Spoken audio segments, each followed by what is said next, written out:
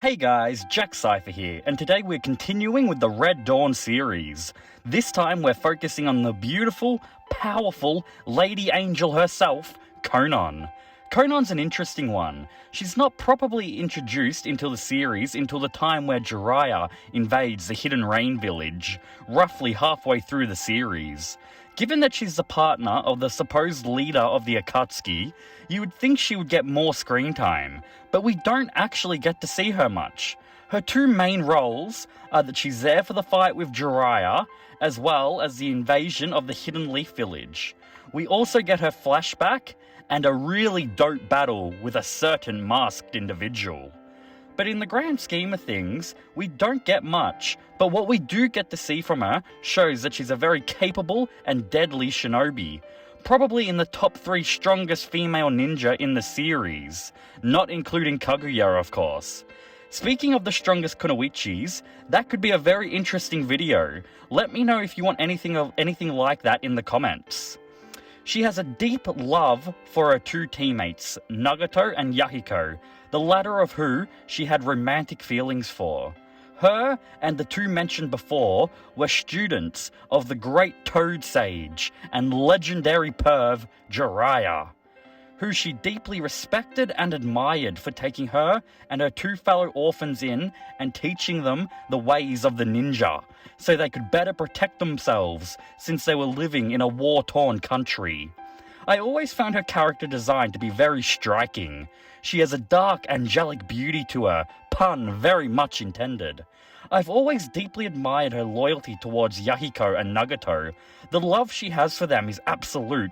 She'll more than happily throw herself in danger for the two of them, which in our world definitely wouldn't be healthy, yet it's completely understandable why she feels this way. Her parents died when she was young, and her future lover Yahiko rescued her. One day Konan stumbled on a half-dead boy called Nagato, and his adorable dog, Chibi. Nagato and Yahiko quickly became her best friends. They were the only people she had. The three protected and cared for each other because they were living in a world where no one else would. They learnt to have each other's backs. It was them against the world. While we're on the subject of the bond between them, we'll take this chance to go over their relationships. Mentioned above, Konan had romantic feelings for Yahiko, which were reciprocated. Yahiko was the leader of the original Akatsuki, alongside Konan and Nagato, back when it was just a ragtag group of ninja whose goal was to bring about peace. Yahiko was an idealist and a dreamer, but he held an unbelievable conviction for his goal, willing to become a god to end all the pain in this world, a goal that his friend Nagato would take upon himself after his passing. It was probably this conviction and optimism that attracted Konan to Yahiko. Living in a world of such sadness and despair, Yahiko was like a burning light for Konan, something she wanted to keep alight as long as possible. But it wasn't meant to be. Thanks to some scheming from Danzo and Hanzo, Yahiko died, sacrificing himself for his comrades, throwing himself onto Nagato's blade, knowing that his best friend and the love of his life would be able to continue the dreams that he so desperately craved for. Even though they're not romantic partners, her relationship with Nagato is no less strong. She 100% supports Nagato and believes in him with all her being. Yahiko's dream has now become their dream, and they'll do anything to create it, no matter the pain. Nagato lived by those words. He took on the alias of Pain and used his power and Rinnegan to present himself as a god of salvation. His first goal was to kill the man that took everything from them, Hanzo the Salamander. With Konan at his side, Nagato slaughtered Hanzo and everyone he ever knew and took over the Hidden Rain village as their almighty god, and Konan at his side as his divine angelic messenger. They didn't stop there though.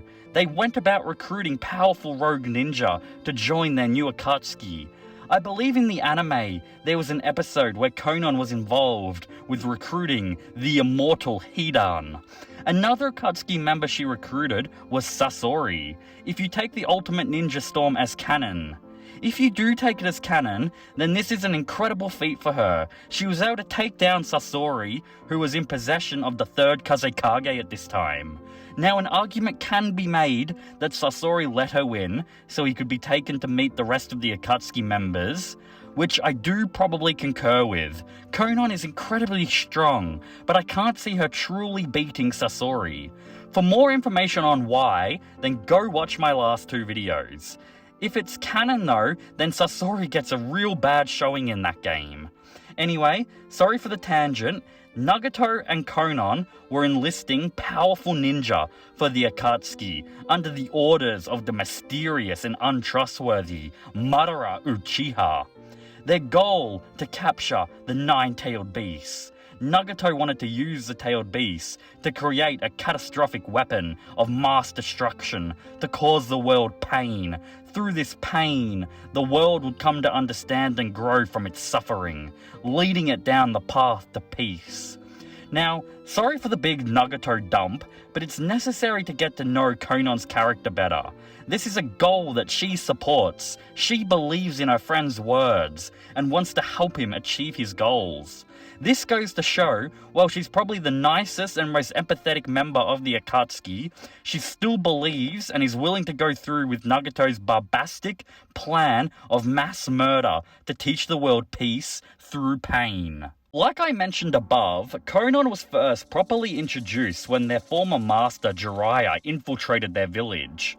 You could only imagine the sinking pit that Nagato and Konan felt.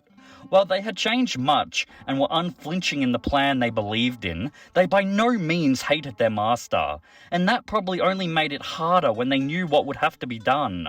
Konan is the one who first encounters Jiraiya, their first reunion in over a decade, and the first thing Jiraiya does, in typical Jiraiya fashion, is compliment her on her beauty. The two then proceed to fight, where Konan puts on a good showing, battling away a powerful fire jutsu with just paper. But Jiraiya, having years of experience, easily uses a jutsu and covers Konan in oil, stopping her from turning into paper, then binding her with his hair, preventing her from escaping.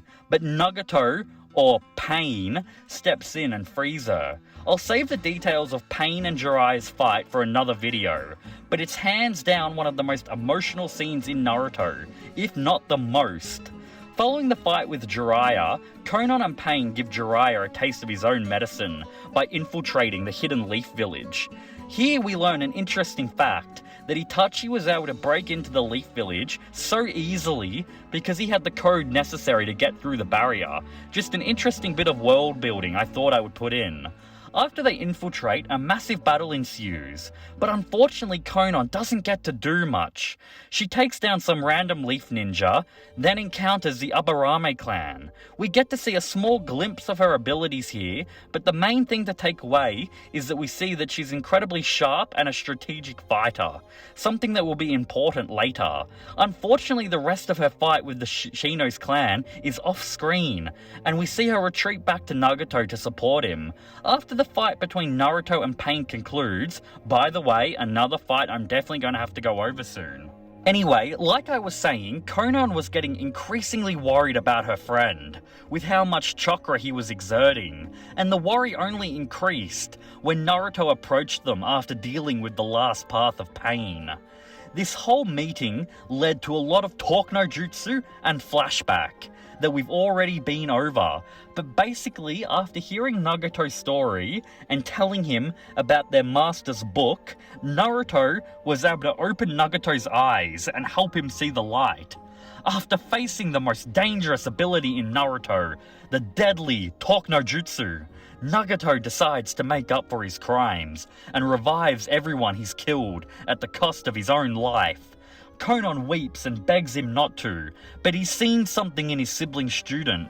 He knows it will be alright to leave everything up to Naruto, that Naruto is the child of prophecy and will bring the shinobi world to true peace and understanding. We'll go on more about this in Nagato's own character analysis video. But after hearing her friend's words and collecting his remains, Konan declares that she'll support Naruto. Like Nagato, she'll become a pillar to the bridge of peace that Naruto would become, and leaves the dreams of her two best friends with him, knowing that they couldn't be in better hands. After the death of Nagato, Konan is left all alone, the first time she's been alone since she was a scared little girl that Yahiko rescued. She retreats back to the Hidden Rain village, where she becomes its leader, spending her time guarding the bodies of her friends, and preparing for the eventual arrival of the man who manipulated and toyed with the two men she loved most, Obito Uchiha. Now, the fight between Konan and Obito is an amazing piece of art. It's the only real fight we get from Konan, and boy is it a fight. The way Konan had been analysing and studying Obito all this time was brilliant. You get the real feeling that she's never fully trusted him. She pushes him to his limits. Honestly, probably the furthest he's been pushed, up until the end of the series. She's able to outsmart him and blow him up with an absolute fuck ton of paper bombs. How many was it? Like 600 billion or something ridiculous like that? Honestly, if Obito didn't have so many hacks abilities, he would have died here, no question. But because he's so hideously broken, he was able to rewrite reality and kill Konan. While she was dying, she was probably a little relieved that she would finally be going back to see her two beloved friends. Konan's life was full of death and heartache, but within all that pain and suffering, she was able to find a small glimmer of love and happiness, protecting and fighting for the two men she loved most, like their guardian angel. Now, this is pretty much everything Konan does in the story, but like our past videos, I'll quickly go over her powers before we wrap this up. To be honest, Konan reminds me of a Logia user from One Piece. The way she can turn her body into paper, she would fit in well on the high seas. I don't believe there is any other character in Naruto capable of turning into a material or element. Actually, no wait. The Hozuki clan can turn into water, but it doesn't seem to be the extent that Konan can. Like seriously, she's bloody Simon from One Piece, minus the filler thing. Also, a quick side note, there might potentially be a clan that can turn into smoke, but I can't remember if they're canon or not. Konan's main ability with her paper is creating large angelic wings, obviously showing us why she's referred to as an angel. She can surround people in tornadoes of paper and mold the paper into spears and shuriken.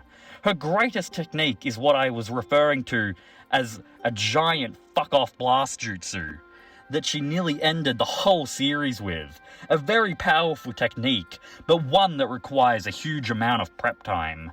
However, if she's able to pull it off, then she's taking down most characters in the series. Now then, this is the conclusion of the guardian angel Konan.